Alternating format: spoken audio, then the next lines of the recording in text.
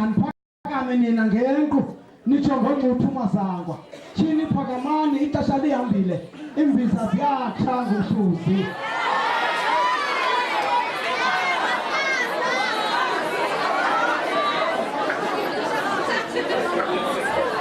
Santophazana liyatshona ilanga.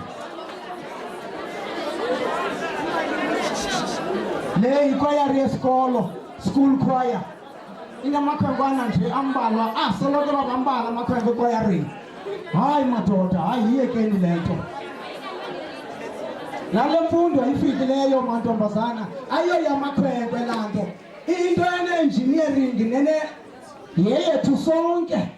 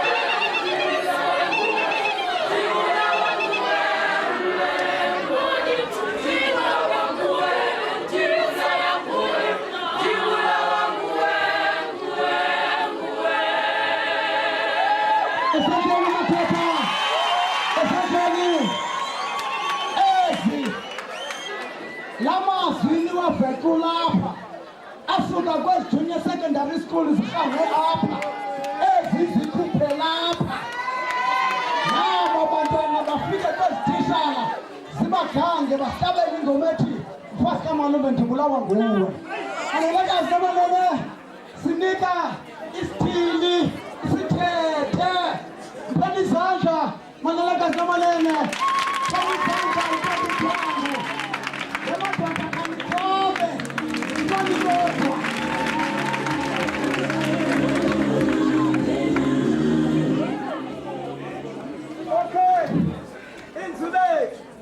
That consciously or actively declared war against illiteracy apha kule ndawo. That is why silapha namhlanje.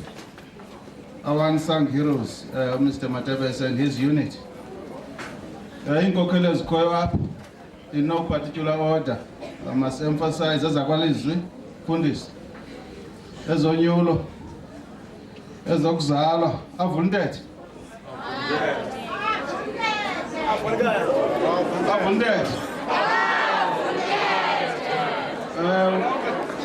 urhulumente lwesikolo i-SGB urhulumente wesisikolo i-SGB amarhulumente akhoyo apha namhlanje ukusuka kuNdlunkulu ePitoli ukusuka eThopondweni nalapha eSithebeni oGxabama uSosekede in particular i-principals ezikhoyo apha namhlanje ookapteni beshishini eliyimfundo uprincipal weheadmaster uTata uNdaye nooprincipal abazomsupporta from the other schools iititshala ezikhoyo apha more especially otishala from the feeder schools abazali okugqibela nokubaluleka ngokukodwa indlalifa zale project i-beneficiaries zale workshop ivulayo namhlanje apha abantwana besikolo oyintombazana noyindodana Mandithathe ixesha kuba nam ndibulise ngegama elihle uThixo uyise, uThixo unyana, uThixo umoya oyingcwele, amen. Umsebenzi wami uthanda uba hoko ndingumthunywa, ndingumphakathi kaMr Dwangu ongu-District Director kwiDutywa Education District equka uGatyana, iXhorha neDutywa proper, Dutywa main. Akakwazanga uzapha ngoba unengxaki emfuna ePitoli kuNdlunkulu kwangomsebenzi lo. Kodwa ke mandize ke ndenze mabini mathathu egameni lakhe. Ngelishwa ke kange abasathi bazentini na ndawuzifundela kwezam, kodwa ke ndiyawuva ke ngokuba umcimbi ubheka kweliphine icala. Masiqale kule ndawo ke silise bemfundo eDutywa Education District. Ukomntu azawubulela apha ndiyayibona phaa kwiprogram ikhona i-vote of thanks, kodwa ke for the record siyiDutywa Education District siyambulela uNdlunkulu ePhondweni, simbulele uNdlunkulu ePitoli Kabazela ngomsebenzi omkhulu kangaka. Siyabulela ngenxa yesizathu esinye, kukwindoda isoloko uThixo imfundeke ikhalazela ungabi nazihlangu, kuba ngasa iyakhalaza kuThixo uba inazihlangu. Kodwa ngemini yodwa yadiba nomnye umfo egqobile, onwabile, ehlabelela, onwabe ngohlobo engazange ulibona. Xa ikrwaqule emazantsi akanazinyawo, akakhalazi ngokuba engenanyawo. Le ndoda inenyawo zombini, ikhalazela ungabi nazihlangu. Siyabulela ke ngomsebenzi omkhulu kangaka. Okwesibini, silisebe mfundo esithileni wahiye uba singamangqina Pathenko. We're here to bear witness that indeed elo Deltec namhlanje inikwe eligugu elilifa le heritage ile workshop. Okwethu ke kucenga ubuzwe ngokubanzi through you Tata Matebese. Kucenga ubuzwe ngokubanzi lokuba le workshop nje ngibilapha nje ngoku. Okuseleyo ukuthi sonke ngokulinganayo is to protect, defend and nurture that workshop. Singabona amasikizi siwabona kwezinye ii-provinces konakaliswe khoyo kufunwa ngekhoyo.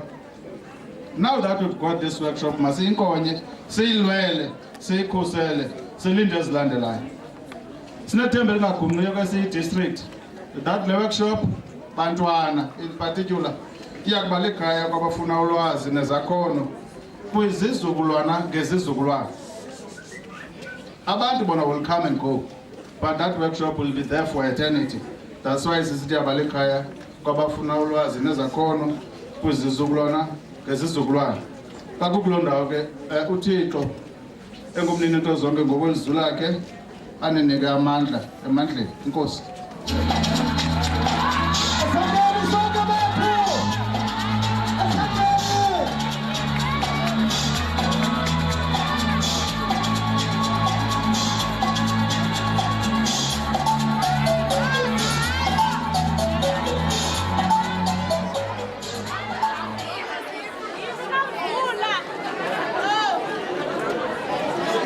Masikala isthethi saka Public Works.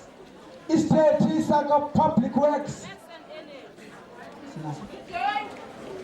MYDA. Manenekazi namanene baphinde izandla.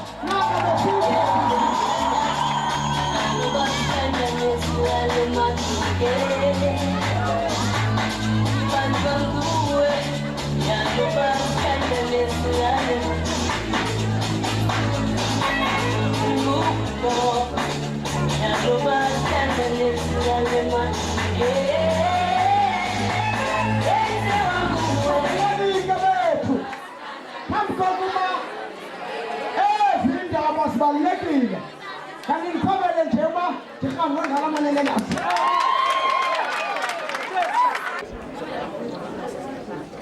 Nam mandithathe lithuba ndizivusele ngaphakathi kumntu wonke okanye i-protocol observe. Ayeye mntomtsha, ayeye. Ayeye mntomtsha, ayeye. Uzoyithola kanjani? Uzoyithola kanjani?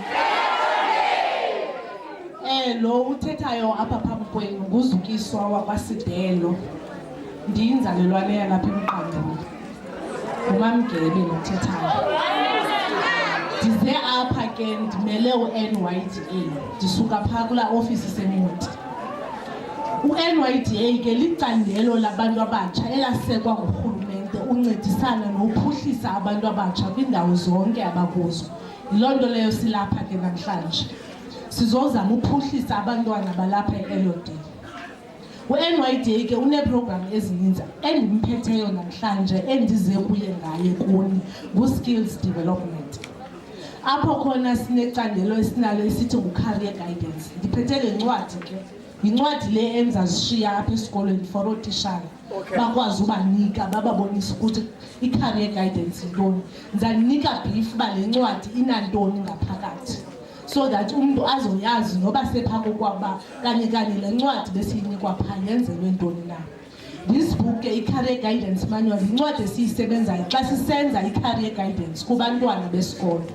Siyazivizithela izikolo sizokwenza i-career guidance, sithethe nabo sibabonise. Sibaqala ke from kwa-grade 9 before umntu aye kwa-standard 8. Ngela xesha ndandisafunda kwakusithiwa ngu-standard 8 u-grade 10. Before aye kwa-standard 8 azochuza khona i-subject amakazenze esikolweni ne. Into yenzekayo ke apha kule ncwadi yam i-first chapter yethu ithi self-assessment. Funeka kuqala uzazi ukuba ungubani na ne. Before you choose any career, you must know yourself. Zazi ukuthi what kind of person you are before you choose any career. Kule ncwadi yami ke sinalo self-assessment. Awuyenzi namzali, awuyenzi natishala, awuyenzi na brother, awuyenzi na chomi, uyenza wedwa. Uzokwazi uzazi bamna ndinguzukiswa yeyiphi career endinoyilandela according to my personality. Because sine problem esifumanisa ba abantu abatsha bethu baye bachoose i-careers abazawuthi xa besele bephangela ufumanisa umuntu kule ndawo akuyo akonwabanga because le nto wayifundela nje kuba wayeyifundiswa ngokusephakathi ayonto ayithandayo. Sizama utshintsha loo nto leyo ke ngoku ukwazi ukuthi umntu makenze le nto ayithandayo azokwazi ukuthi naxa esele phangela a-enjoye le nto ayenzayo. Siphinde ke apha kule ncwadi yami sine-information. Ndithule abantu abatsha.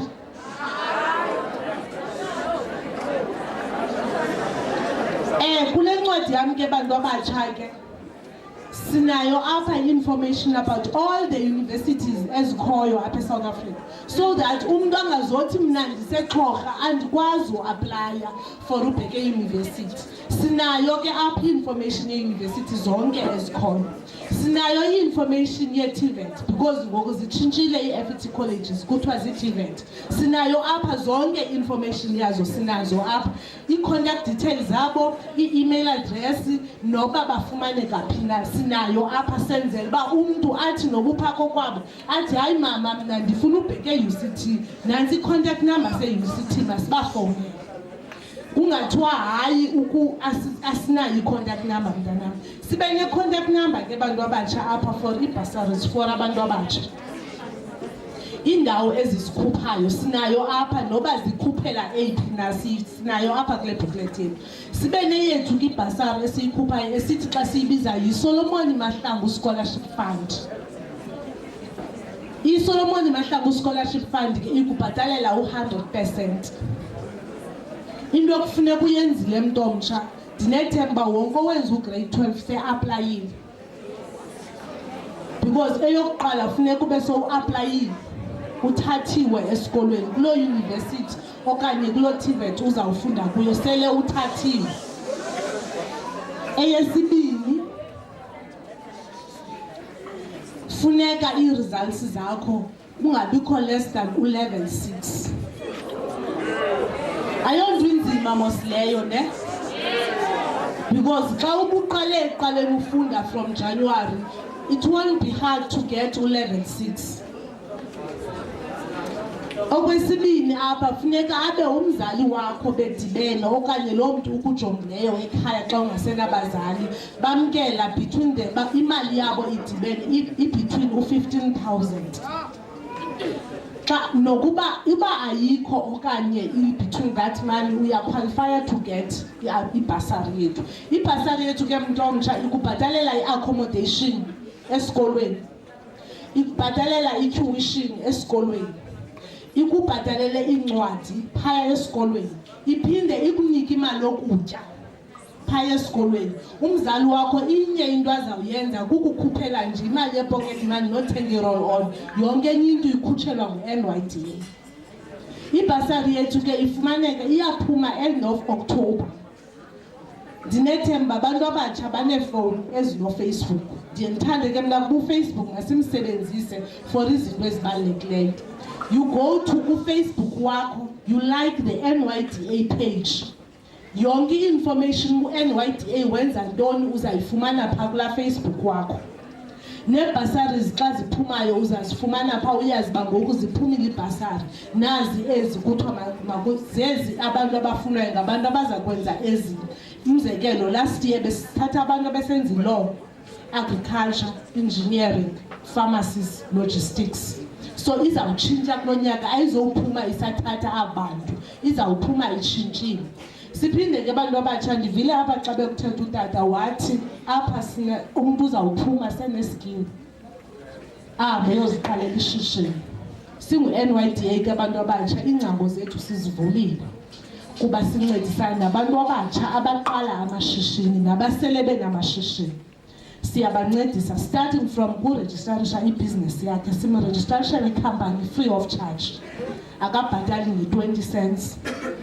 Sizomenza i-training abantu abatsha uba balapha eXhorha plus minus 50 yabo, siyaphuma phaa eofisini sizobenza i-training ye-business, how to manage i-business, how to do i-financial statement for your company.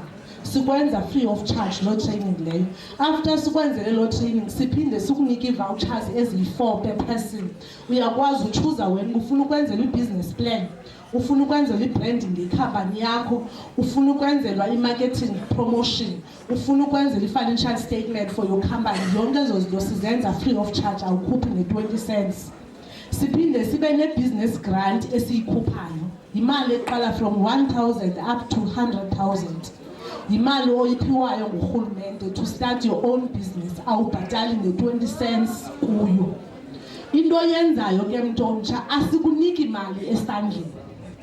Into esiyenzayo inye, uza nee-quotations izinto uzifunayo to start your own business. Xa usuka kude ke tata siye sithi into makayenza umntu makafowune selapha eXhorha, afuna uqonda uba ndize nantoni na, angathi xa efika phaa eMonti aphinda ajike. Kodwa ke besike sathetha nomeya walapha, ikhona i-satellite office ezawuvulwa soon apha, ebethe kwi-pipeline NYDA izawuba khona apha eXhorha.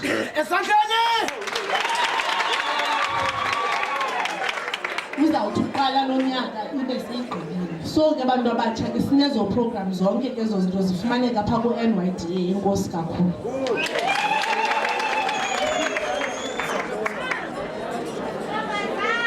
Ndiyabulisa ententeni, ndibulisa petafuleni, ndibulisa nentente iyonke. Andizuba mde, ndingudoli Mpekula, abaninzi bayandazi from e-library apha eXhorha.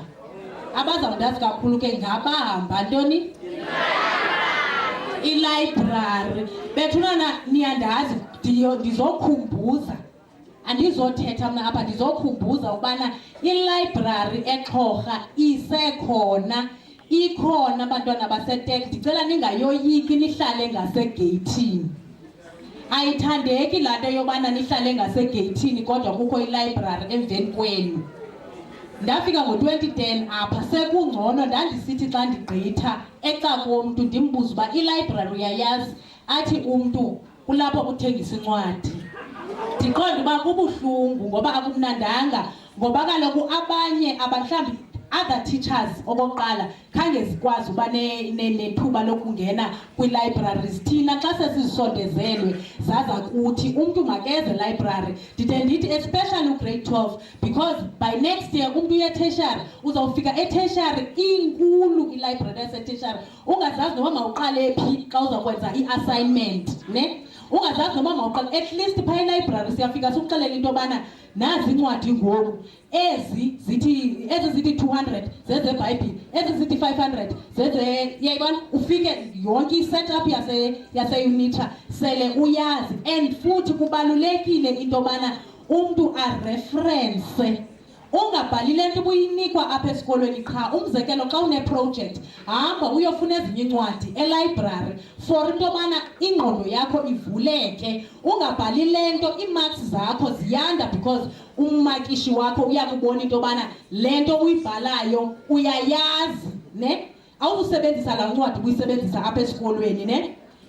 Enye into ke bethunana baninzi abantwana balapha eteke endidibene nabo umntana ndibane napha apha endleleni abe it's a pity ngoku amagama ndiwazi abe epase ugrade 12 niyava because of lack of knowledge. Umntu akahambe ngena abuze ezindaweni. You can go nakweyiphi na i-department ufike ubuze le nto ibuzayo uzawuriferishwa. Elibrary ke thina ungaya awuzuphuma ungaphetha unganayo le information uyifunayo noba andiyazi nakunyanzelekile ndiyazi phuma uyazi uyayibona. And enye into embi apha eTechnical bakwenziwa i-technical subjects elibrary we don't even have incwadi ze-technical subjects because kuthathwa ngoba abekho abantu abenza i-technical subjects apha because kaloku xa kodwa incwadi kuthathwa kwenziwa i-users needs. I-users needs into yobana abantu balapha eXhorha zintoni abazifundayo, therefore zintoni ekufanele i-collection yalapha funeka ibe yeyiphi, zintoni ekufanele ziodiwe. So ndiyanicela niye elibrary so that kuzobonakala into yokubana abantu baseXhorha bafunda ezi zinto, kuzokuodwa incwadi ezi-relevant for abantu balapha eXhorha. Even nabantu abadala siyabacela bethuna nabayivizithele ilibrary. Ilibrary yobonto yabantwana yodwa. Umzekelo kuyafuywa apha, asinazi incwadi zofuya ngoba kho abantu baye library kuthiwe kukho abantu abafuyayo apha eXhorha. Izinto ezininzi asinazo thina. So ndiyanikhumbuza ngabantwana ndicela siyene library, ndiyanicenga nyani because ininzi into efumaneka elibrary. Enkosi.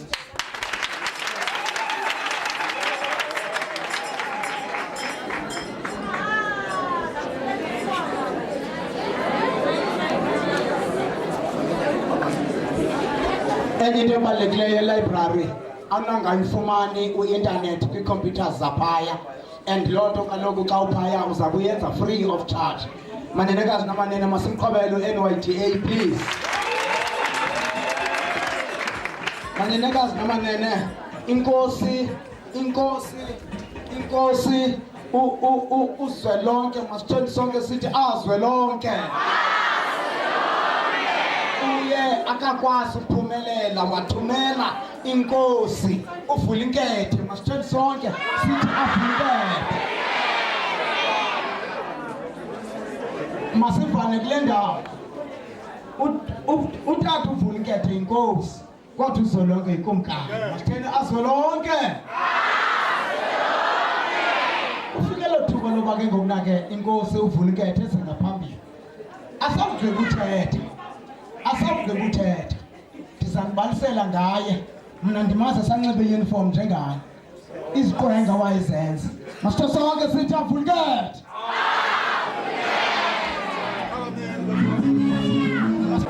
Asihlale phansi.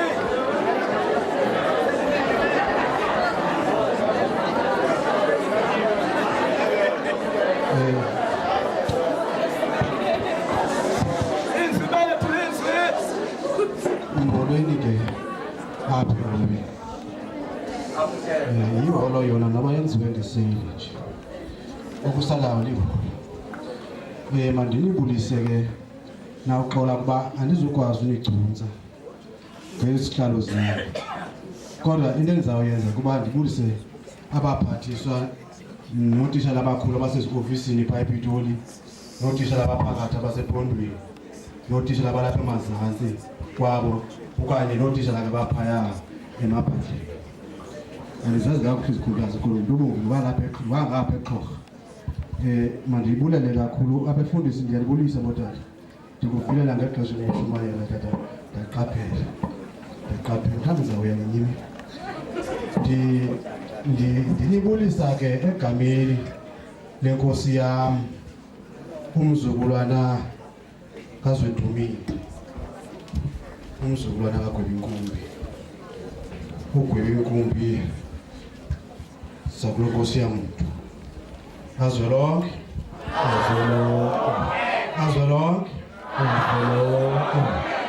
ewe inkosi yam kaloku ndiphinde ndinibulise kakhulu egameni ke lenkosi exa ichazwa kuthiwa yafa yaphinda yavuka. Ndiqaphele nje indawo ithi xa besithi yafa lenkosi yaphinda yavuka kuthiwa wathi abayibuyisile ubukhali bokufa uvulela bonke abakholwa kubukambiso. Andiyazi loo nto kodwa ndandive xa beyitsho. Mhlali ngaphambili ndiza kuligwinta kancinci ixesha lakho.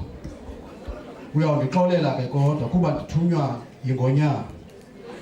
Ingonyama indithumile into yokokuba ndizokuyichaza apha kwesi sikolo into yokokuba ngenxa yeengxaki ezingaphaya kwamandla ezingqongela komkhulu ayikwazanga ukuba ingaphumelela. Ngoko ke mandiyize ndizonxiba izihlangu zayo ngalo mhla ndibe ikumkani eyawuphelelwa ngwenzulo zobusuku wentsimbi ye-12 ndingukumkani uzwelonke namhlanje. Ingxengxeze kakhulu ke ingonyama. Ndithunywa ke uba mandinxibe izihlangu ikumkani izihlangu zayo silingane ngesayisi. Singalingani njalo ngesayisi into endiyithethileyo ithethwe nguye nobimbi ke iyawube ithethwe nguye kuba nguye ome kule ndawo ngalo mzuzu. Ndike ndive abantu besithi enhle yeyakhe embi yeyama zezakhe zonke. Zezakhe zonke. Ndibulela ndithandile khabazele xa uthetha apha waveza nendawo ethi yho i-hostel. Ndaqaphela uba imali ayikho.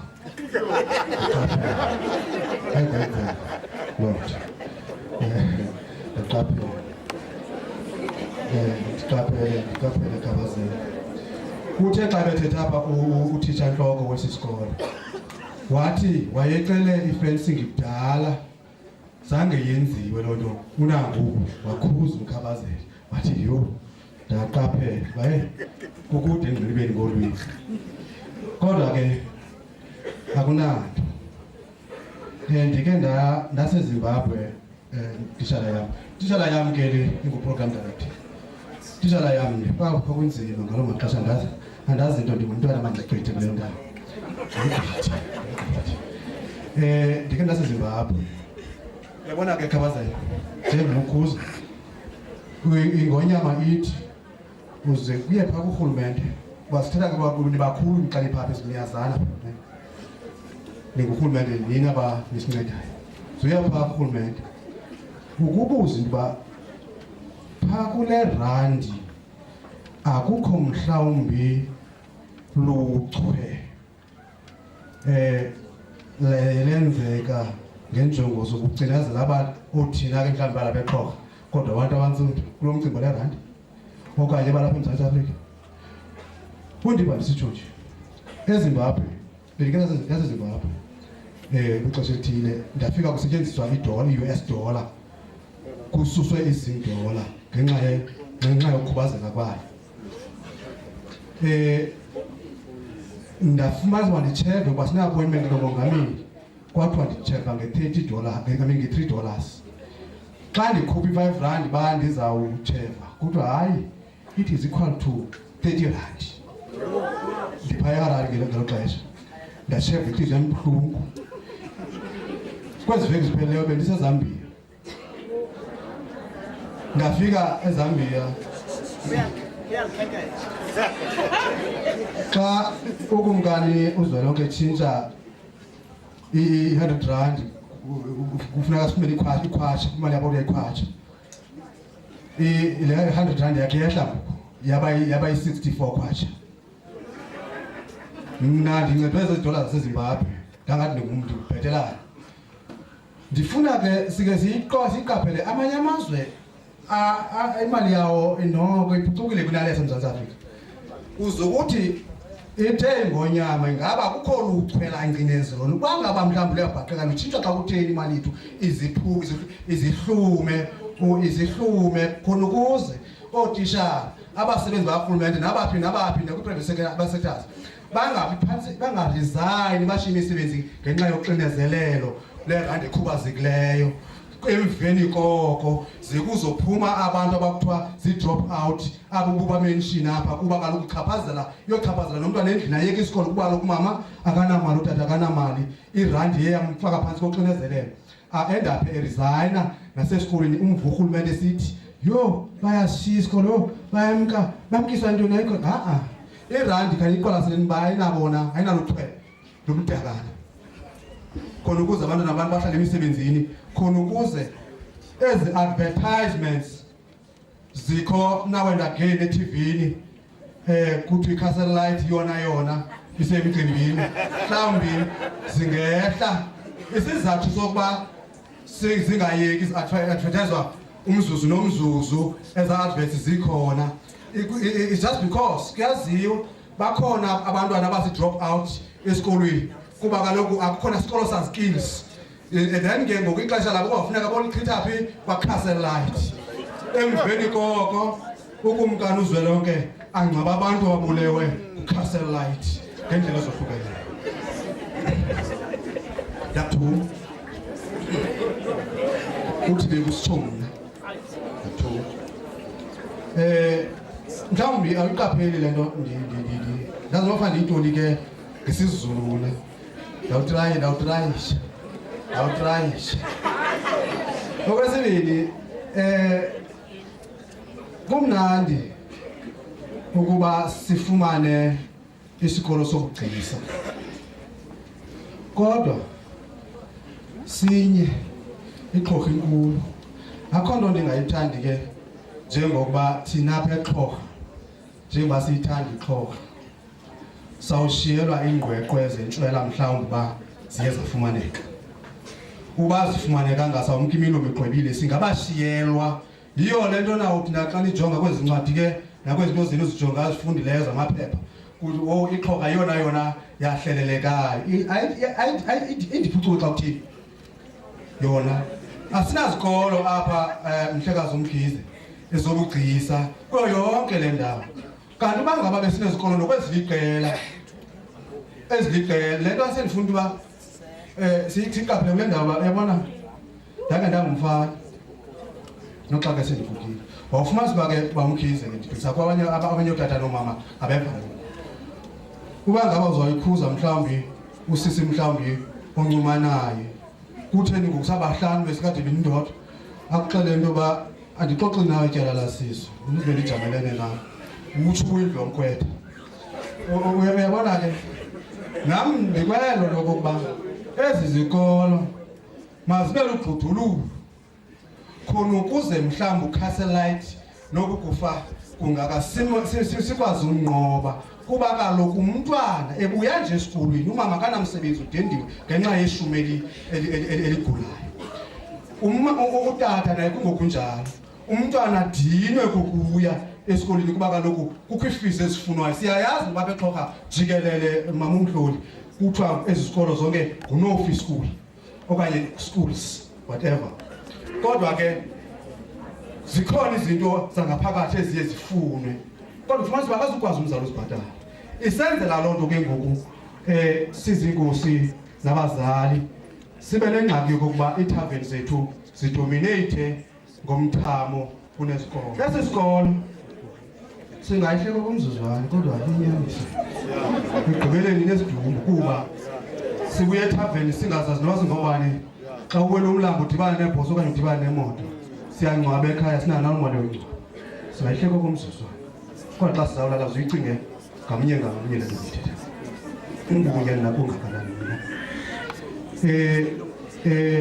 Ezi zikolo ziyasincedisa. Ndicela apha kulutsha ngakumbi kwesi sikolo kuthiwa siyile technical commercial high school, iyakusincedisa aba bebehlele emakhaya ndiyabamema beze kuba isonka sakho sangomso sisesikolweni.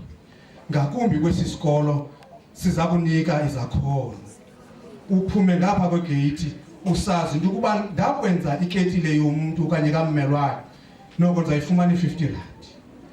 ube khona umahluko ekhaya. Ndicinga njalo le uyabona ndike mhloli kuba ngolo nto nezipahlo ababeziyalazi ndike ndahlala nomphathiswa ngenye imini ndamcela kwisikole esifunekayo pha kulamhlaba wabo kwethu savumelana kunjalo nje savana sanyathisa nesithupha sanqamisisana endicinga into kokuba uba ngaba abazali besinosebenzisana nenkosi ezikhoyo okanye inkosi zonke zalapha eXhosa zixhosa nabantu ke banobuchule bokuqonda nokuqaphela sisebenzisane ngenjongo yokuba kungabikho umntwana uhlele ekhaya isikolo sokugcisa sisifumana kurhulumente. Inkosi siqinisekise into yokuba wonke umuntu nowayebuye no standard 6 wazohlala ngenxa yemeko ezithile makaphinde esikolweni sokugcisa afumane iskill noba sincinci akwazi uziphilela azokwazi uphilisa nefamily yakhe. Sifuna ubudlululo besikolo ezikumila kunje mhloli ndiyayinyathelisa loo nto egameni lokumkani. Uyabona ke uba ngaba singangayithathi loo nxaxheba singabazali sizidine nenkosi inkosi ndezazi sixakekile thina sizinkulu kakhulu sixakekile ngendlela sihlukeneyo ke kodwa uba singake simise nje ingqondo zethu sincedisa abazali akungeke kubekho yonke le disaster. Uyazi mfundisi tishala wami xolo ngoba ndikhubaze ixesha kodwa ndizawuzama kancinci phaya kulaa mhlaba ndiphethe kuwo kwangapha ephuthuma uya phaa ezithulele komnye unyaka endingawazi kakuhle kodwa kwiminyaka mithathu imini igqithileyo i-accident eyayiphaya yabulala abantwana abane endandibangcwaba apho ncediswa lisebe elo sebe lincedisayo. Abanye babo babetreyina ubunesi, abanye babo babenamatriki bengakwazi ufumana sikolo baphuphela eThabeni yaphumana beThabeni imoto yababulala. Kunyaka olandelayo same month same place babathandathu ababili ngabasemzini.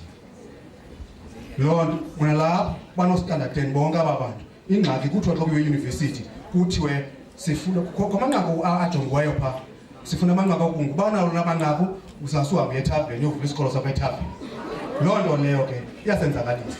Ndike ndandihambela ke kwezi careers career guidance ento zamagqobhoka sikhumshileyo ndike ndahambela ke kwezi zindawo phaya kwa-Vodacom kukho umfo wakwaTshaka walapha iWillowville owake wandipresentela le nto sikwenye indawo wathi isikolo sokugcisa sithi xa sifuna i-applications phaa njengoba sinezi engineers sizifunayo o-electrical no-civil nontoni lontiyo kodwa ubusuke eyunivesithi uzayibeka apha i-application yakho afike owasefed college abeka apha uthi into esiyenzayo ke thina sithatha lo wasefed college kuba akazusincokolele uba le nto ithini sifuneke uba sibe noxanduva kwakhona lapho zokhangela umntu wenguku ozawuyenza.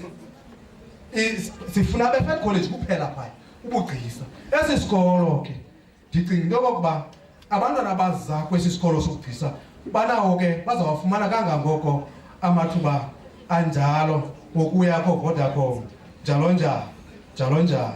Ndixolisele inkosi zaseXhosa namhlanje kukho imeeting esenqadu elungiselwenye sesincedwe ke yi-community erhanqe idolophu le nabantwana balapha esikolweni. Ze nithi ke abantwana basesikolweni xa nitoyitoya niplene itoyitoyi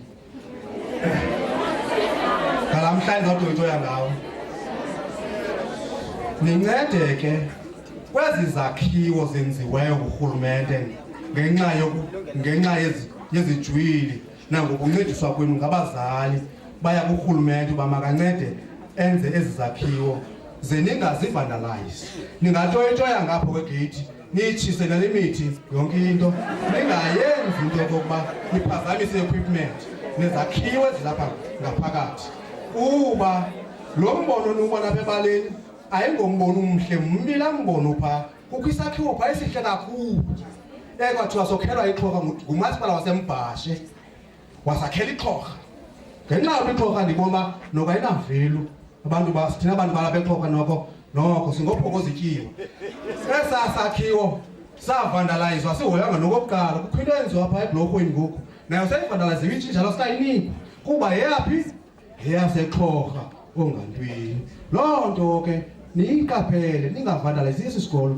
Urhulumente ndiyehla yakha ezi zikolo ufake i-equipment ngaphakathi abantwana bangabali ngemini sithi abagqibela ngementali. Enkosi. Masithole sonke.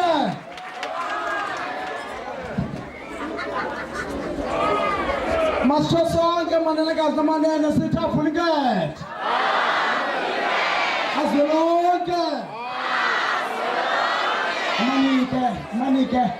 Manike ndinityhilele.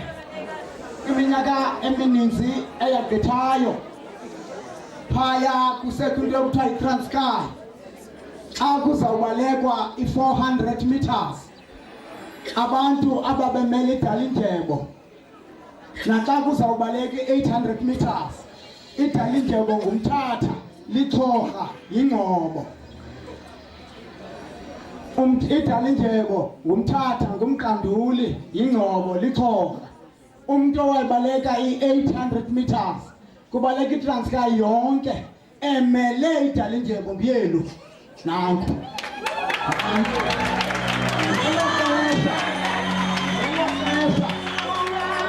kwakungatshiwo ukuba Vulikethe, kwakusithiwa Goodman Zunguzane. Athi utishara wayemtreyina uba nindishiyile yiyo le wothi lekapha zeniyithathe uzawusanayo kugqithwe kuye kwinto ekuthiwa yi-4x400. Umuntu usuka apha jikela azonika omnyapha ahambe nalo ozonika omnyapha, ibe nguGqobani Kondile, ibe nguSicelo Thetha, ibe nguGoodman Zunguzane, ibe indoda yesine. yiTranskei bazawusanayo bengunumber 1 nguyelo.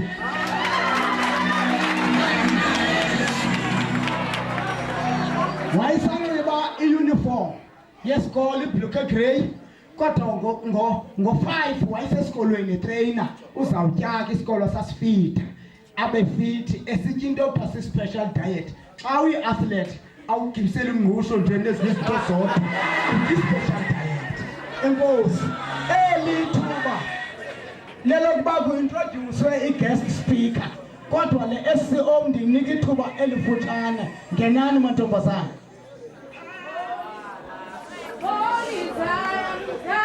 Beautiful seed of God above. Holy, holy, holy, holy, holy, holy Zion. The beautiful seed of God above. Holy, holy, holy, holy, holy, holy Zion. The beautiful seed of God above. Holy, holy, holy Zion. The beautiful seed of God above. I say holy, holy, holy Zion. The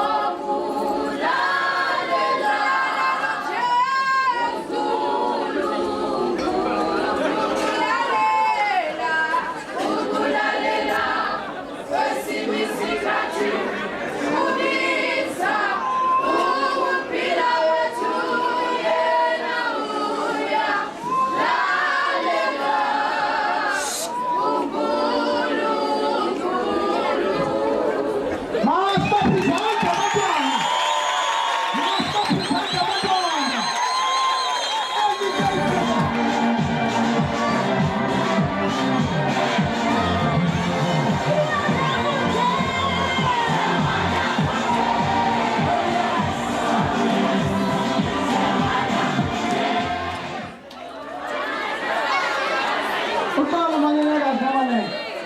Le nto ithetha apha izawufundwa kwesi sikolo.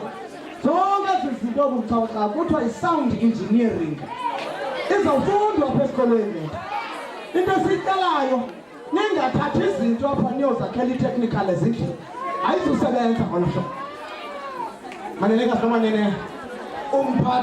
Umphathi wesithili, intsumpa yesithili, isebe lemfundo kwesi sithili liphethwa nguMamquvile. Mpheni izandla nto ziqabanga. Ulesekethe i-Elodale sekethe iphethwe nguMamquvile. Wena Masikhanda andiziphinde ndikuthulisa khupha ngapha kwela festival njengongaphulaphuli. Esithiwa masilinike uMamquvile a-introduce i-guest speaker. I-guest speaker ke ingathetha akho sithetha isimbi zawulandela. Kuseka iprogram yoba siyovula ngokusesikweni phaya lisityile ixesha. Bandihlebele uba kudala sivuthwe imbiza isalazi zibile zagqiba ukuba ziyabile.